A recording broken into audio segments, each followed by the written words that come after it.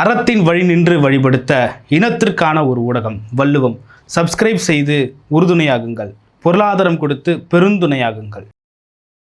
வள்ளுவம் நேயர்களுக்கு வணக்கம். அரசியல் பேசு நிகழ்ச்சிக்கு உங்களை வரவேற்பதில் மகிழ்ச்சி. நம்மோடு இணைந்திருக்கிறார் மூத்த பத்திரிகையாளர் திரு கோட்டீஸ்வரன் அவர்கள். சார் வணக்கம். சார் வணக்கம். நேயர்களுக்கு அன்பு வணக்கம். நல்லா இருக்கீங்களா சார்? நல்லா இருக்கும் சார். அமைச்சரவையில் முதல் முறையாக இடம்பெற்ற விசிகா IUML வன்னியரசு முதல் முறையாக அமைச்சராகிறாரு. 59 ஆண்டுகள் கழித்து காங்கிரஸ் அமைச்சரவையில் இடம்பெறாங்க. கூட்டணி ஆட்சிக்கான ஒரு முன்னெடுப்பா, கூட்டணி ஆட்சிக்கான ஒரு நகர்வா, இல்லை இது ஒரு அரசியல் குழப்பமா என்ற ஒரு கேள்வி இருக்கு. எப்படி பாக்குறீங்க? காங்கிரஸ் பேரியக்கத்தை சார்ந்தவங்க 2 பேர் அமைச்சராக இருக்காங்க. வாழ்த்துக்கள். விசிகாவில் வன்னியரசு வாழ்த்துக்கள், IUML அவர்கள் வாழ்த்துக்கள். இது ஒரு நல்ல ஆரம்பம் தான். ஒரு கூட்டணி ஆட்சி என்பது தமிழகத்தில் ரொம்ப நாள் இல்லாமல் இருந்திருக்கு. அப்படி பார்க்கும்போது அந்த அடிப்படையில் கூட்டணி ஆட்சி என்பது நல்லது. அதுவும் கம்யூனிஸ்ட் கட்சிகளோட ஆதரவால் இந்த ஆட்சி இருக்குது அப்படின்னும் போது இது ஒரு செக் அண்ட் பேலன்ஸ் இருக்கும். கம்யூனிஸ்ட் தோழர்கள் என்றைக்காக இருந்தாலும் சரி இல்லைன்னா ப்ளக்கை பிடுங்கி விட்ருவாங்க. அது மாதிரி ஒரு ஒரு ஒரு ஒரு பேலன்சிங்காக இருக்கிறது அப்படின்றது அரசியலுக்கு வேணால் பிரச்சனை இல்லாமல் இருக்கலாம். ஆனால் மக்களுக்கு எதையுமே எடுத்தும் கவுத்தும் பண்ண முடியாது ஒன்று. ஸோ அந்த வகையில் அது வரவேற்பத்தக்கது. நிறைய பேர் ஊழல் குற்றச்சாட்டுகள் இல்லாதவர்கள் அதிகமாக இருக்கக்கூடிய ஒரு அமைச்சரவையாக இது இருக்குது. அந்த வகையில் பாராட்டுக்குரியது.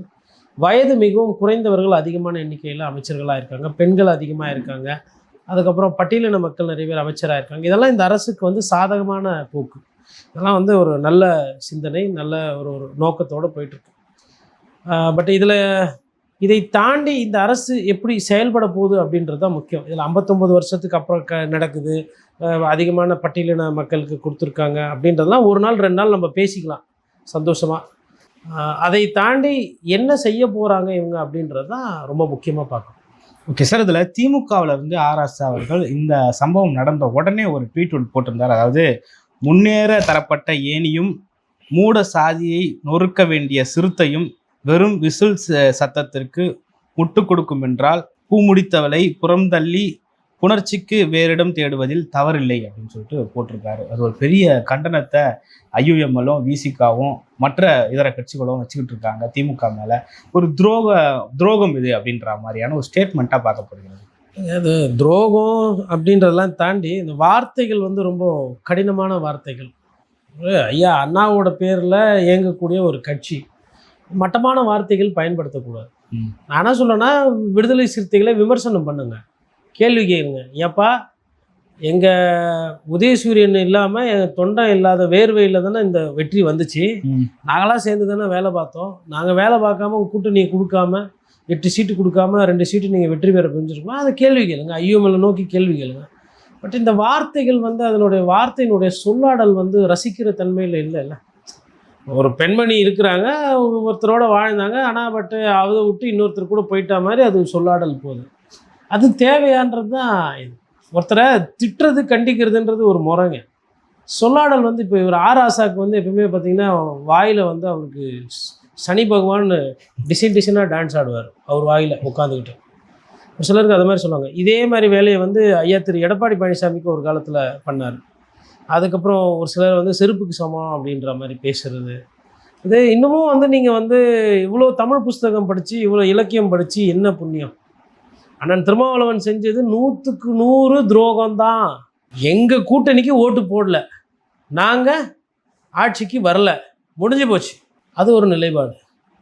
பிரேமலதா விஜயகாந்த் நிற்கிறாங்கல்ல, ஒரே ஒரு MLAனாலும் பாட்டாளி மக்கள் கட்சி கேட்கல, போகலை. மற்ற கட்சிகள்லாம் அப்படி தானே இருக்குது. அப்போ திருமாவளவன் எதுக்கு போனார் அப்படின்ற அந்த கேள்வி அப்படியும் கேட்கலாம்ல. அதை அந்த சொல்லாடல் பயன்படுத்தி, எப்பா மற்றவங்களுக்கெல்லாம் இல்லாத அக்கறை உங்களுக்கு ஏன்பா விசில் மேலே? விசில் கூப்பிட்டும் இல்லை விசில் கண்டுக்காமல், விசில் ஆசைப்படாமல், விசில் மோகம் படாத ஆளுமைகள் இன்னும் தமிழ்நாட்டில் இருக்க தான் செய்கிறாங்க. நாங்களாம் வேறு கட்சி அப்படின்றதெல்லாம் தாண்டி நம்ம இந்த மாதிரி ஒரு விஷயத்தில் இருக்கிறோம் அப்படின்னு நினைக்கும் போது டிடிவி தினகரன் அவர்களுக்கு, பிரேமலதா அவர்களுக்கு, அதுக்கப்புறமா வேறு யாரெல்லாம் விலை போகாமல் இருக்கிறாங்களோ அதெல்லாம் போட்டு கூட ஒரு வாழ்த்து செய்தி மாதிரி போட்டு கூட நக்கல் நையாண்டி பண்ணலாம், தப்பில்லை. இது ரொம்ப கொஞ்சம் வார்த்தை கடினமான வார்த்தையாக இருக்குது. அவங்க பண்ணுறது தப்பு தான். அதாவது ஆட்சிக்கு வெளியிலிருந்து கொடுக்கறதுன்றது வேற. சார் முதல் கட்டத்துல வந்து வெளியிருந்து ஆதரவு, நிபந்தனையற்ற ஆதரவு அப்படின்னு சொன்ன திருமாவளவன் அவர்களும் ஐயுஎம்எல்லும் இப்போ வந்து அமைச்சரவையில பங்கேற்கிறாங்க அப்படின்றப்போ அது ஒரு பெரிய விமர்சனத்தை ஏற்படுத்துது. ஆசை யாருங்க விட்டுது? விஜய் சாருக்கு இல்லையா ஆசை? ஸ்டாலின் சாருக்கு இல்லையா? எடப்பாடி பழனிசாமிக்கு இல்லையா? ஆசை எல்லாருக்கும் இருக்குது. எல்லாருக்கும் ஆட்சியில் வரணும், அதிகாரத்தில் இருக்கணும், அமைச்சர் ஆகணுன்ற ஆசை இருக்கும். அந்த ஆசை இல்லாதவராக திருமாவளவன் இல்லை, அவங்க கட்சிக்காரங்க. நான் அதை தான் கேட்குறேன். அப்படி பார்க்கும்போது அதில் ஒரு யதார்த்தம் இருக்குது, போயிட்டாங்க. என்னை பொறுத்தவரையிலும் மறைமுகமாக இருட்டில் போய் கூப்பிடுறது, திருட்டுத்தனமாக வந்து யாருக்கும் தெரியாமல் வந்து எம்எல்ஏவை தூக்குறது, ரெசார்ட் அரசியல், குதிரை பேர் அரசியல் தான் இருக்கிறதுலே மோசமான மலிவான அரசியல். அப்படி பார்த்தா அந்த அரசியலை பண்ணது தாவேக தலைவர் விஜய் அவர்கள் தான் அதிமுகவை பிளவுபடுத்தினார். மற்றபடி இப்போ இவங்க போய் அது எதிர்பார்த்தது தான். அது என்னைக்கு மறுநாள் வந்து இல்லை நாங்கள் சும்மா நிபந்தனையற்ற ஆதரவு தான், நாங்கள் இன்னும் திமுக கூட்டணியில் தான் இருக்கோன்னு சொன்னாங்களோ அன்றைக்கே எனக்கு சந்தேகம் வந்துச்சு ஒரு பத்திரிக்காரராக. ஓகே, இப்போ சொல்லி காட்டுறாங்க அப்படின்னா என்ன அர்த்தம்னா சீக்கிரமாக போகிறாங்க அப்படின்னு. நடிகர் எஸ்.எஸ். சந்திரன் வந்து ஒரு சில மேடைகள்லாம் சொல்வார், எதிர்க்கிறான் பார் அவனை நம்பலாம், பாராட்டி பேசி கூடவே இருக்கிற மாதிரி பாவலா பண்ணுறான் பார், அவனை ஒண்டி நம்பவே நம்பாத, எப்போ வேணால் காலவாரி விட்டுடுவான், கொள்கைலாம் பயங்கரமாக பேசுவான் அப்படின்னு நடிகர் எஸ்.எஸ். சந்திரன் வந்து பல மேடைகள், அவர் எல்லா கட்சியிலையும் இருந்தார், மதிமுகவில் இருந்தார், அதிமுக போனார், எல்லா கட்சியிலும். ஆனால் அவர் இதை ஒன்று அடிக்கடி சொல்லுவார். அதேமாதிரி ஐயா சோ ராமசாமி இந்த மாதிரி கருத்துக்களை வந்து பதிவிடுவார். அரசியல்வாதிகளே நம்பக்கூடாது சீக்கிரத்தில், ஏன்னா அவங்க வந்து எப்போ எப்படி வேணால் மாறுவாங்க அப்படின்னு. இப்போ ஒன்றும் இல்லை, இந்த சீசனில் இப்போது இதுக்கே இவ்வளோ ஒரு கடினமான வார்த்தை போடுறாரு ஆராசா. இப்போ இதே அதிமுக வச்சுக்கோங்க, அதிமுகவில் இருக்கிறவங்களும் எவ்வளோ கடினமான வார்த்தையை போடணும் அப்போது. ஏன்னா 5 சால்வையை வச்சு விஜய் அவர்கள் அதிமுகவை முடிச்சு விட்டார். 5 சால்வை நேராக போய் 5 சால்வை, அப்புறம் சோப்பான்னு ஒரு கதை சொல்கிறாங்க, அது என்னன்னு தெரில, போய் சால்வை நத்தம் விஸ்வநாதன் விசிக அலுவலகத்துக்கும் போச்சு சார் சோஃபா. அதான் அவங்க இப்போ அமைச்சரவையில் வந்துட்டாங்கல்ல, அவங்களுக்கு பாதிப்பு இல்லைல்ல. இப்போ அமைச்சரவையில் வராமல் நட்டாத்தில் நின்னது யார் பேச்சு கேட்டு போனீங்க? ஐயா சிவி சண்முகம் கதை என்ன, ஐயா இவர் வேலுமணி, அதுக்கப்புறமா வீரமணி திருப்பி வந்துட்டார், அதனால் அவருக்கு பிரச்சனை இருக்காது. அதுக்கப்புறம் விஜயபாஸ்கர், அப்புறம் நத்தம் விஸ்வநாதன், எல்லாருக்கும் ஒரு சால்வை. யாரெல்லாம் விஜய்க்கு சால்வை போட்டாரோ, இப்போ பிஜேபியில் எப்படி மோடிஜி தலையில் கை வச்சார், சசிகலா மேடம் அவங்க தலையில் கை வச்சோன்னே அரசியல் வழக்கு அதோட மோசமாக போச்சு. அது மாதிரி விஜய் அவர்கள் என்ன பண்ணார், சால்வை போட்டார் 5 பேர் அதிமுகவில். 5 பேர் சால்வை போட்டவங்களுக்கு இன்றைக்கி என்ன நிலைமை அடுத்துன்னு தெரியல. அதுங்க என்ன நடக்கும் இல்லை என்ன நடந்திருக்குன்னா, இவங்க மேலே கேஸ் இருக்குது, கவர்னர் அலுவலகத்தில் பெண்டிங் இருக்குது ஃபைலு, கவர்னர் இசைவு தந்தார், இல்லை வந்து ப்ராசிக்யூட் பண்ணலாம் எம்எல்ஏஸ் அப்படின்னு எதுனா கிளியரன்ஸ் வந்ததுன்னா மினிஸ்டர் ஆகிறது பிரச்சனை. செந்தில் பாலாஜிக்கு என்ன ஆச்சு, அதே இந்த 5 பேருக்கும் ஆகலாம். அப்போ இந்த த்ரெட்டு இருக்குது, அதுக்கப்புறம் டிஸ்குவாலிஃபிகேஷன் பிரச்சனை இருக்குது. இதெல்லாம் தெரியுமா விஜய்க்கு தெரியாதா? விஜய்க்கு தேவை எனக்கு ஓட்டு போடணும், சப்போர்ட், ஹாப்பி, அவ்வளோதான்.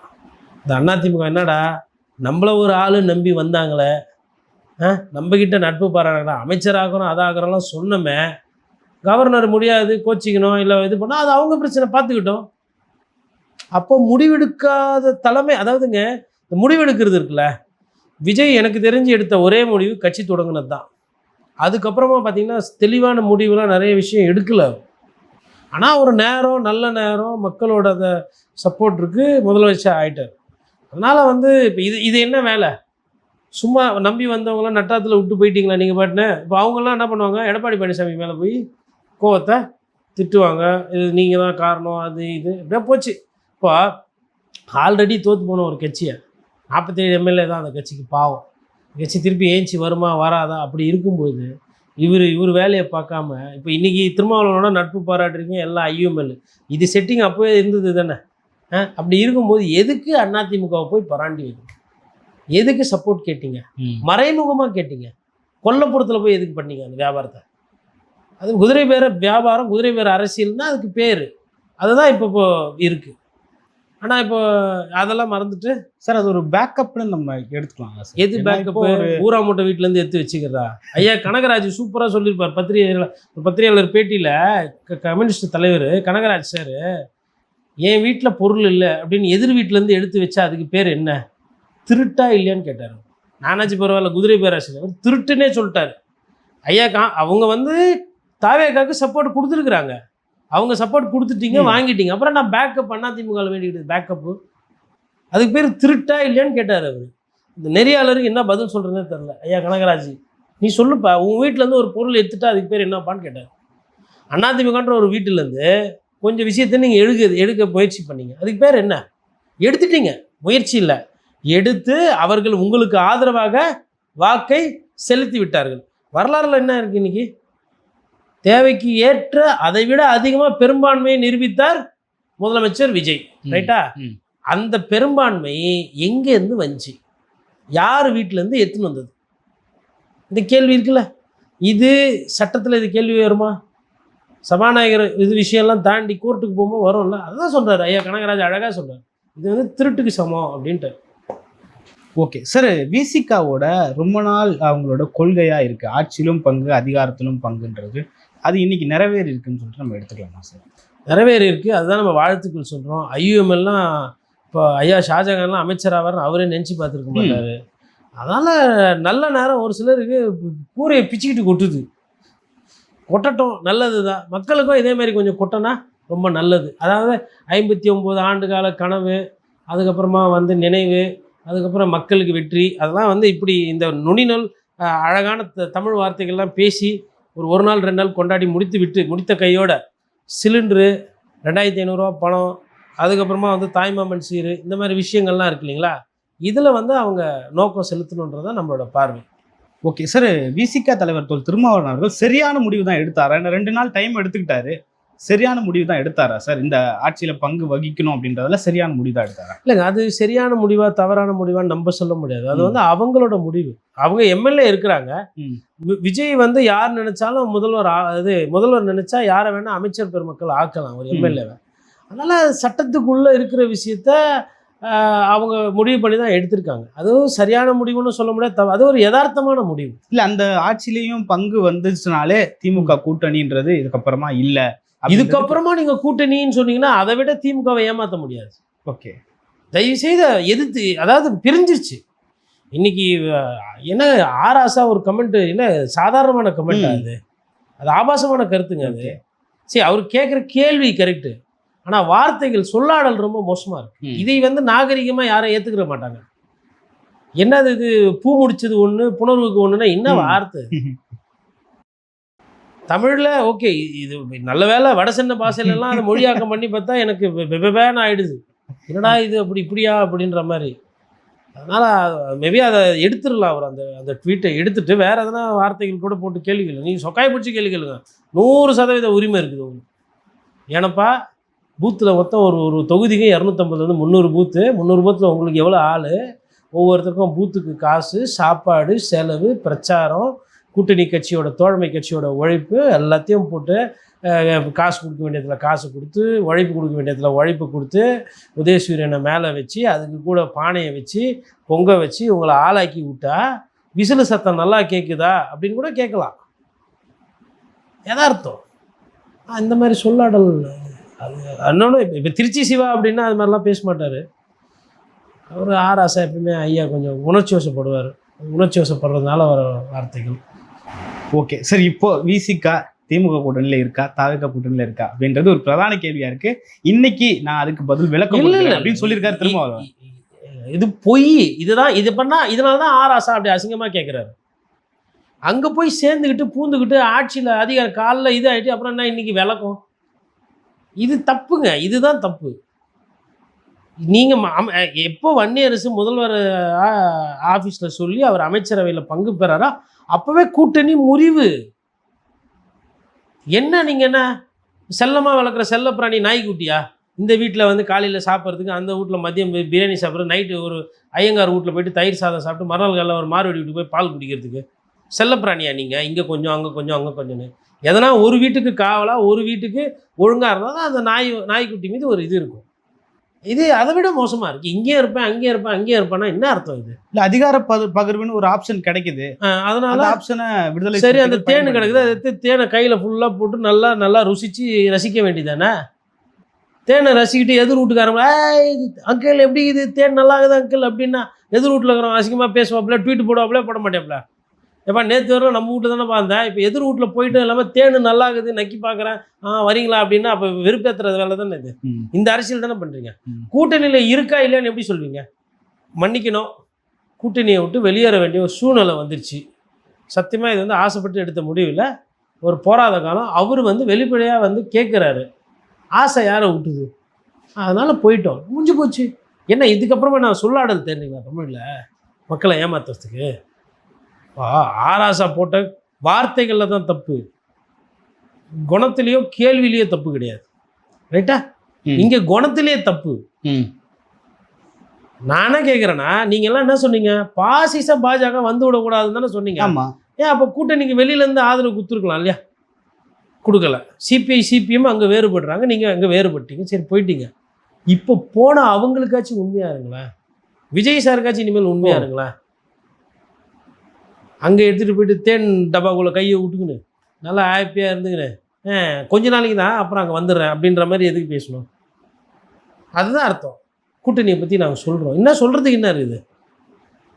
ஒரே ஒரு அறிக்கை மாதிரி இது ஆக்சுவலாக சொல்லவே வேணாம். அண்டர்ஸ்டுட். எப்போ என்னைக்கு விசிகா போய் தாவேக்காவோட கேபினெட்டில் அங்கம் போகுதோ அப்போவே அது முடிஞ்சு போச்சு. இல்லை திமுக கிட்டேயும் அதிமுக கிட்டேயும் இல்லை பிரதான கட்சிகள் கிட்டேயும் பல முறை வந்து கூட்டணி ஆட்சி குறித்து கேட்டிருக்கோம். ஆனால் இது வரைக்கும் அங்கேருந்து எந்த ஒரு பாசிட்டிவான பதிலும் வந்ததில்லை. முதல் முறையாக தாவக கிட்ட வந்துருக்கு போகிறாங்க. அவங்க யாரும் 108 நொண்டுல 108 தாண்டி தான் போனாங்க. இப்போ விஜய் 108க்கு மேலே வாங்கியிருந்தா மெஜாரிட்டி வந்திருந்தா கொடுத்துருக்க மாட்டாருன்னு சொல்லுவாங்களா சார்? எதுக்கு கொடுக்கணும் சார்? முதல் மாநாட்டிலே சொல்லிட்டாரு சார், ஆட்சியிலும் பங்கு அதிகாரத்திலும் பங்கு. கூட்டணிக்கு வந்தது தானே பங்கு, கூட்டணிக்கே வரல. என்னங்க விஜய் சாரை வந்து நீங்களாம் என்ன நினைக்கிறீங்க? ஒன்றுமே தெரியாது, அப்புறாணி பாவம், அவருக்கு ஒன்றுமே தெரியாதுண்ணா அப்படிலாம் கிடையாதுங்க. உழைப்பு தான் அவருக்கு பிரச்சனை. இந்த மாதிரி 5 சால்வை எடுத்துன்னு போய் ஒரு சோஃபா செட்டை போட்டு அதிமுகவை சிக்காக்கி விட்டாப்புலையா? கிட்டத்தட்ட நம்பிக்கை துரோகம் தானே அது. என்ன ஆசையில் அவங்கெல்லாம் வந்து சிரித்து பேசினாங்க, பழகினாங்க. நீங்கள் அமைச்சராக்குவீங்க, அட்லீஸ்ட் ஒரு வாரியமாவது கொடுப்பீங்கன்னு தானே சொன்னீங்க. எதுவுமே இல்லாமல் அப்படி பட்டநாமம் போட்டு அனுப்புன மாதிரி அனுப்பி விட்டீங்க. அப்போ என்ன பண்ண வரீங்க சார்? ஏற்கனவே இந்த கூட்டணி கட்சிகள் அழுத்தம் கொடுத்தாங்க சார், அதிமுகவோட ஆதரவு தேவையில்லை, அது இருந்தால் நாங்கள் வெளியேறுவோம்னு சொல்கிறாங்க. சரி, ஆதரவு தேவையில்லை, எதுக்கு அப்போ இவர் வீட்டுக்கு போய் பார்த்தாரு? எதுக்கு எல்லார் வீட்டுக்கும் போய் பார்த்தாரு? நாகரிகம் மாண்பு சார். எது நாகரிகம் மாண்பு? சரி, அவங்க எதுக்கு ஓட்டு போட்டாங்க? அதுவும் நாகரிகம் மாண்பா? அவங்க எதுக்கு வேணும் ஓட்டு போட்டாங்க? அன்புமணி ராமதாஸ் தான் போய் வீட்டுக்கு போய் பார்த்தாங்க. அன்புமணி ராமதாஸ் தான் மாற்றி ஓட்டு போட்டாரா? பிரேமலதா விஜயகாந்த் எந்த கூட்டணியில் இருந்தாங்க? தனியாக தானே இருந்தாங்க. சரி, நாகரிக மாண்புக்கு முதலமைச்சரை போய் பார்த்தாரு, உதயநிதி ஸ்டாலின் போய் பார்த்தாரு. திமுக இருக்கிறவங்களும் நாகரிக மாண்புக்கு ஓட்டு போட்டு போக வேண்டியது ஏன் போடல? அதாவது சாப்பாட்டில் மறைக்கலாம், ஏதோ உருளைக்கிழங்கு பட்டாணி இல்லை முட்டை, அவுச்ச முட்டை கூட மறைக்க முடியாது. சின்னதாக ஆம்லேட் இருந்தால் கொஞ்சம் போட்டு சாப்பாட்டை போட்டு பூசணிக்காயை தூக்கி வச்சு மறைக்க முடியாது. சாப்பாட்டில் எதை மறைக்க முடியுமோ அதை தான் மறைக்க முடியும். யதார்த்தமானது விஜய் அவர்கள் குதிரை பேர அரசியலில் ஈடுபட்டார் என்பது தான் யதார்த்தம், உண்மை. அதான் அதுக்கு தரவுகள் அதெல்லாம் சொல்ல மாட்டாங்க, வெளியில் பேச மாட்டாங்க. திருமாவளவன் அவர்களுக்கு அதை பற்றி ஒரு சில விஷயங்கள் தெரியும். ஒரு பாதியை சொல்லுவார், இன்னொரு பாதி இந்த சைடு என்ன நடந்தது சொல்ல மாட்டார். ஐயா சிவி சண்முகம் பாதி சொல்லுவார், பாதி சொல்ல மாட்டார். ஐயா வேலுமணி பாதி சொல்லுவார், சொல்ல மாட்டார். மேபி இதுக்கு மேலே கோவப்பட்டு அவங்க சொல்லலாம், விஜயால் தங்களுக்கு நேர்ந்த அநீதி அது அவங்க சொல்லுவாங்களோ. இல்லை அவர் முதலமைச்சராக இருக்கிறாரு, எதுக்கு நமக்கு பொல்லாப்பு, நம்ம அப்படியே நட்பு பாராட்டிக்கிட்டு அப்படியே இருந்துருவோம். நம்ம இந்த சைடு திரும்பி எடப்பாடி பழனிசாமி அவர்களை பொதுச் செயலாளர் இருந்து தூக்காமல் விட மாட்டோம், இப்படியே கூட நம்ம போய்க்கலாம், கூட யோசிக்கலாம். அரசியல் பல வினோதங்களை பார்க்குங்க. அரசியல்வாதிகள் எப்போ எந்த நிமிஷத்துக்கு எப்படி வேணால் மாறுவாங்க, புரியுதுங்களா? மாறும்போது இவங்க இப்படி மாறுறாங்கன்னு அடையாளம் காட்டிட்டு நம்மளோட வேலை அதோடு முடியுது. அதில் திருப்பி கூட ஒன்று சேர்ந்துக்கிடுவாங்க, அது பிரச்சனை கிடையாது. தூய ஆட்சி தூய்மைன்னு சொல்லிட்டு பிரச்சாரம் பண்ண விஜய் சார்கிட்ட இதை எதிர்பார்க்கல. ஓகே சார், திருமாவளவன் அவர்கள் வந்து முதல்வர் ஆகிறதுக்கான ஒரு வாய்ப்பு இருந்ததுன்னு சொல்லிட்டு அவரே சொல்லியிருந்தாரு. அதையே நிராகரித்த திருமாவளவன் அவர்கள் இன்னைக்கு அமைச்சர் பதவி மட்டும் வாங்கியிருக்காருன்றப்போ அதில் ஏதோ ஒரு சந்தேகம் ஏற்படுகிறது. முதல்வரே எது நடந்ததோ அதுதான் இப்போ நடக்குது. இது நடக்காத விஷயம், அது அப்படி இது இப்படி அப்படி இப்படின்லாம் வியூகத்தின் அடிப்படையிலோ இல்லை ஒரு சில முயற்சிகள் அடிப்படையிலோ நடந்திருக்கலாம். ஆனால் நம்ம நடக்காததான் நிறைய பேசுகிறோம். விஜய் சார் என்னென்ன ஆஃபர் யார் யாருக்கு கொடுத்தாரு, அவர் என்ன ஏடிஎம்கே கிட்ட பேசினாரு, ஏன் அவங்க அமைச்சரவை ஆக்கலை அப்படின்ற அந்த விடை தான் நான் தேடிக்கிட்டு இருக்கிறேன். ஓகே, புரியுதுங்களா? திரும்ப வந்து இது வெளிப்படையாக தெரியறது பிரச்சனை கிடையாது. பத்திரிக்கைக்காரன் வேலை வெளிப்படையாக வர்றது பற்றி பிரச்சனை கிடையாது. காலைல பார்த்தோம் கவர்னர் மாளிகை போனாங்க, இவர் பதவி ஏற்றுக்கிட்டார், ஐயூஎம்எல்ல அவர் விசிகால பதவி ஏற்று, இதெல்லாம் தெரியுது. நாட்டு மக்களுக்கு தெரிஞ்ச விஷயம் செய்தி அல்ல, தெரியாத விஷயந்தான் செய்தி. தெரியாத விஷயத்த அப்படியே மூடி மூடி மூடி மூடி மறைக்கி அப்படியே அழகாக அப்படியே மிக்கி மவுஸ் மாதிரி எல்லாம் அப்படியே அமைதியாக இருக்கீங்களா, என்ன அதுன்னு தான் நான் கேட்குறேன். அதை கொஞ்சம் சொல்லுங்கள். அதை பற்றி விவாதம், அதை பற்றி பேசும்போது தான் வரணும். ஓகே, அது என்ன ஆச்சு? அதிமுக சாப்டர் 2 என்ன ஆச்சு? இந்த கொஞ்சம் பேர் வந்து ஓட்டு போட்டாங்களா, அவங்க கதை என்ன, அடுத்தது என்ன நடக்க போவது என்ன, அதுதான் அடுத்த செய்தி. அது கூட மக்களுக்கு தேவையெல்லாம் கிடையாது. அப்படி பார்த்தா ஒரு பத்திரிகையாளராக என் பார்வை வந்து வெறும் சிலிண்டரு, வேலைவாய்ப்பு, தொழிலாளிகள் போராட்டம், அந்த பிரச்சனைகளை அதெல்லாம் சரி செய்யணும். அதுக்கப்புறம் பெண்களுக்கு வந்து தங்கம் கொடுக்குறேன்னு சொல்லியிருந்தாரு, குழந்தைகளுக்கு தங்கம், அதுக்கப்புறமா 5 லட்சம் பேருக்கு வேலைவாய்ப்பு, 15,000 பேருக்கு வந்து இப்போ படிப்பு தொடர்றதுக்கு உண்டான பணம், அப்புறம் தொழில்நுட்ப பூங்காக்கள், அதில் ஆர்டிஃபிஷியல் இன்டெலிஜென்ஸ் லேபு, இந்த மாதிரி நிறைய விஷயம். 2,500 பணம் மாதம் பெண்களுக்கு. அதை தான் நான் பார்க்க போகிறேனே தவிர இனிமேல்ட்டு அதிமுக வந்து என்னத்த சொல்கிறது, அதாவது அவங்க கட்சியில் ஆட்கள் இருக்கிறாங்க நிறைய பேர், அவங்க பார்த்துக்குருவாங்க. ஓகே சார், விஜய் வந்து வர்றதுனால கூட்டணி கட்சிகள் எல்லாம் சின்ன சின்ன கட்சிகள் எல்லாம் ரொம்ப பாதிக்கப்படும் அப்படின்னு சொல்லிட்டு தேர்தலுக்கு முன்னாடி பேசப்பட்டிருந்தது. ஆனால் இன்னைக்கு கூட்டணி கட்சிகளுக்கெல்லாம் ஏதோ ஒரு அமைச்சர் பதவியோ இல்லை ஒரு 5 எம்எல்ஏக்களோ இருக்காங்க. ஆனால் பிரதான கட்சியாக இருந்த அதிமுக, திமுக ஒரு பெரிய பின்னடைவை சந்திச்சிருக்காங்க. குறிப்பாக சொல்லணும்னா அதிமுக 2ஆ இருக்குது, திமுகவிலிருந்து கூட்டணிகள் வெளியேறிடுச்சு அப்படின்னு சொல்லிட்டு பேசுகிறாங்க. காலியான திமுக கூடாரம் 2ஆக இருக்கும் அதிமுக. என்ன நடக்குது சார்? இல்லை, அது வந்து உண்மையிலே திராவிட கட்சிகளுக்கு பின்னடைவு தான். திமுகவுக்கு வந்து இன்றைக்கி அவங்களோட பலம் என்று பல வருடங்களாக பேசப்பட்டது கூட்டணி தான். அந்த கூட்டணியை விஜய் வந்து சிங்கிள் அவுட் பண்ணி திமுக வந்து இன்றைக்கி தனித்தனியாக விட்டுருக்கிறாரு. ஸோ அந்த விதத்தில் விஜய்க்கு வெற்றி. அந்த ஆட்டம் ஓரளவுக்கு வெளிப்படைத்தன்மையாக இருந்தது. வெளிப்படைத்தன்மை இல்லாமல் ஆடின ஆட்டம் அதிமுகவோட ஆடின ஆட்டம். அந்த ஆட்டத்தில் அதிமுகவை பிளவுபடுத்தி பண்ணியிருக்கிறாங்க. இப்போ விஜயால் ஒரு சில நன்மை அதிமுகவில் ஒரு சிலருக்கு நடந்திருக்கு, விஜயால் ஒரு சில தீமை ஒரு சிலருக்கு நடந்திருக்கு. நன்மை யாருக்கெல்லாம்னு பார்த்தா, இப்போது விழுப்புரத்தில் ஒரு மாவட்ட செயலர் சிவி சண்முகத்தை எதிர்த்து அதிமுகவில் வந்து வந்துட்டார். ஓகே, ஒருத்தருக்கு பதவி கொடுத்துட்டாங்க. நான் மாவட்ட செயலர் அப்படின்ற மாதிரி அது மாதிரி நிறைய மாவட்ட செயலர் பதவி கிடச்சிருக்கு. மாவட்ட செயலராக இருந்து அந்த கட்சியை ரொம்ப நாள் பலப்படுத்தி வலுப்படுத்தின அந்த முக்கிய பெரிய பேசப்பட்ட அந்த ஆளுமைகளோ இல்லை லோக்கல் தலைவர்களுக்கோ பதவி போச்சு. இந்த பாதிப்பு செஞ்சது விஜய். என்ன சொன்னார் அவர்? அமைச்சர் ஆகிறேன்னு சொன்னார். கட்சியில் அமைச்சர் ஆகலை, இனாவாக இருந்தாங்க, மாவட்ட செயலராக இருந்தாங்க. கட்சியில் மாவட்ட செயலரும் போச்சு, அமைச்சரும் போய் மாவட்ட செயலரும் போய் இப்போ எம்எல்ஏ தான் இருக்குது. இந்த எம்எல்ஏவும் கோர்ட்டுக்கு போனால் எம்எல்ஏவும் போயிடும். அப்போ ஒரு மனிதருக்கு மாவட்ட செயலர் பதவி போய் அமைச்சர் கிடைக்காம போய் எம்எல்ஏ பதவி போச்சுன்னா அவங்களோட நிலைமை என்ன? இப்போது இதெல்லாம் வந்து விஜய் அவர்களால் அதிமுகவுக்கு வந்த பாதிப்பு.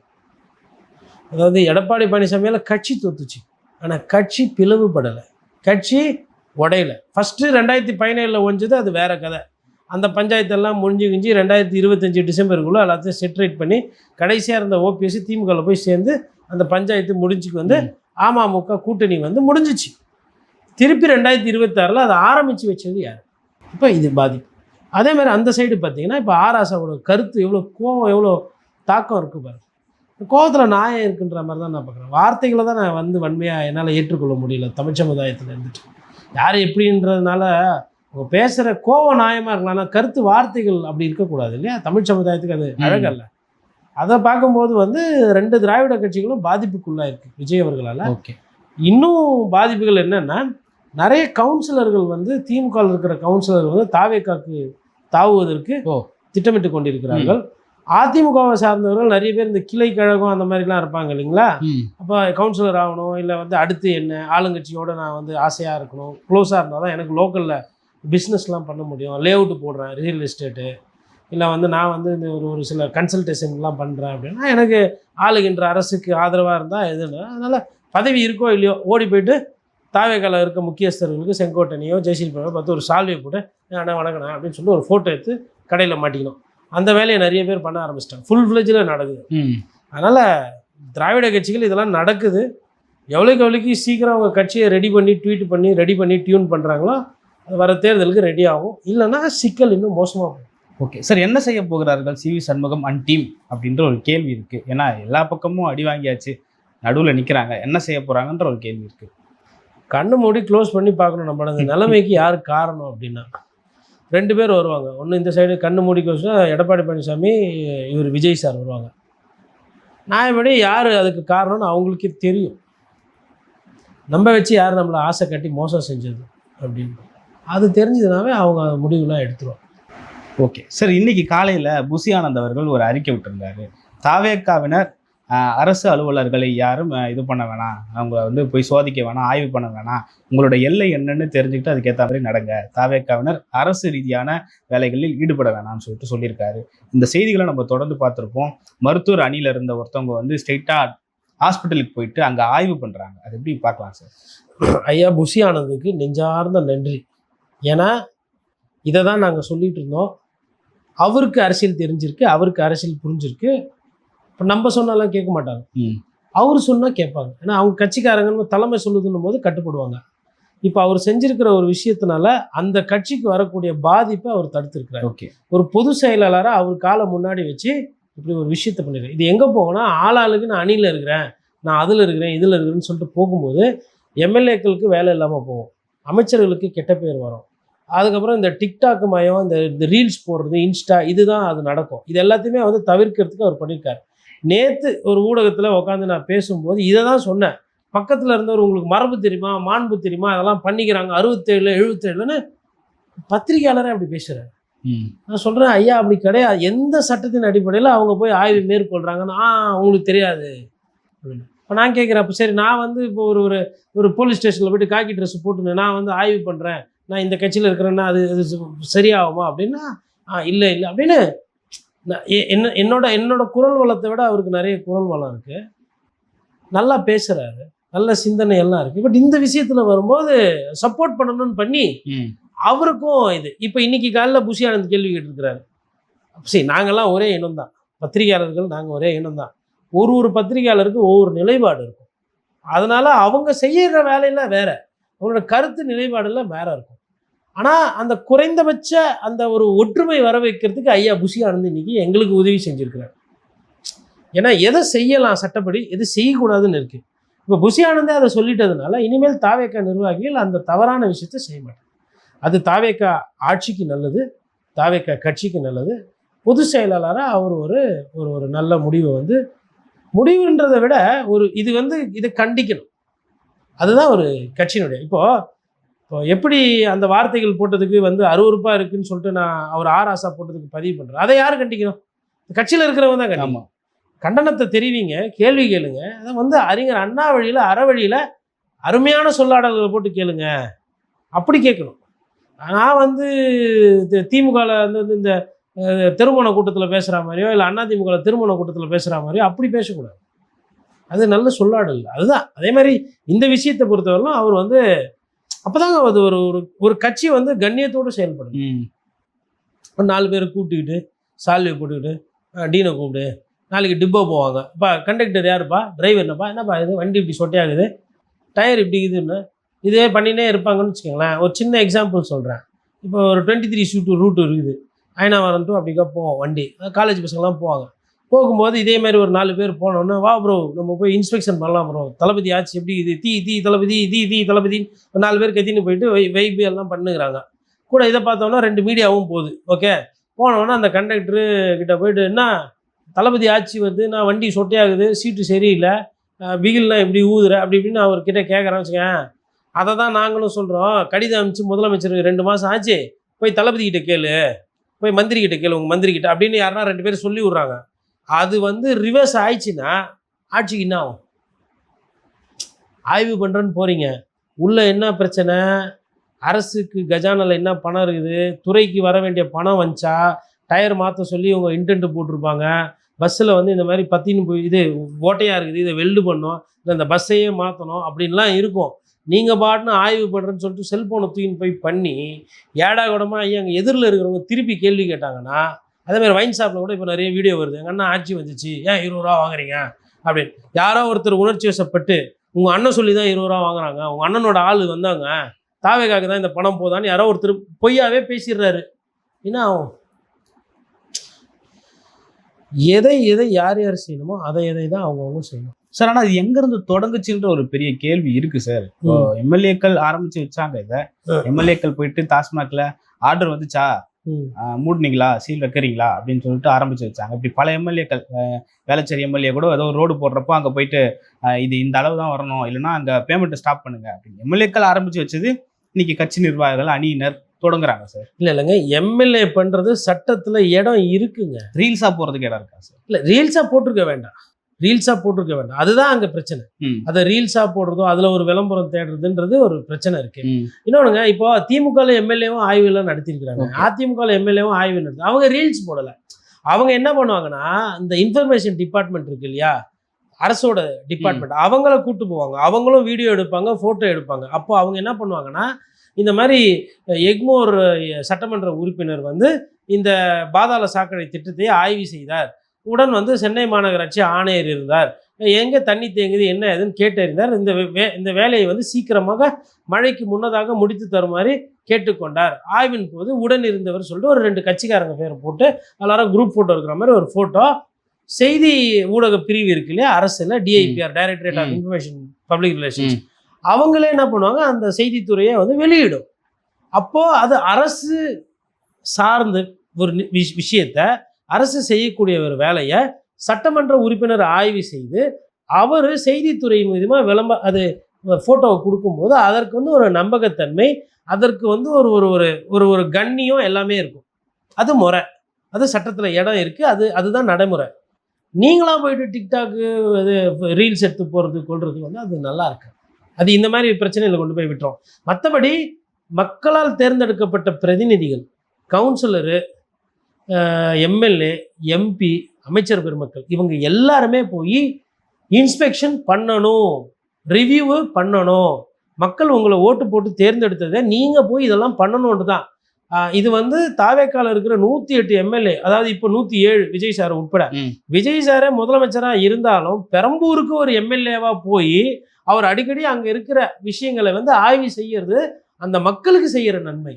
ஓட்டு போட்டாங்க இல்லையா, விஜய் அவர்கள் முதலமைச்சர் ஆவாருன்னு அவங்க ஓட்டு போடல. விஜய் அவர்கள் எங்க தொகுதியில எம்எல்ஏ ஆகணும் தான் ஃபர்ஸ்ட் ஓட்டு போட்டாங்க. அவங்களுக்கு அவருமே எம்எல்ஏவா போய் ஆய்வு பண்ணணும் அடிக்கடி.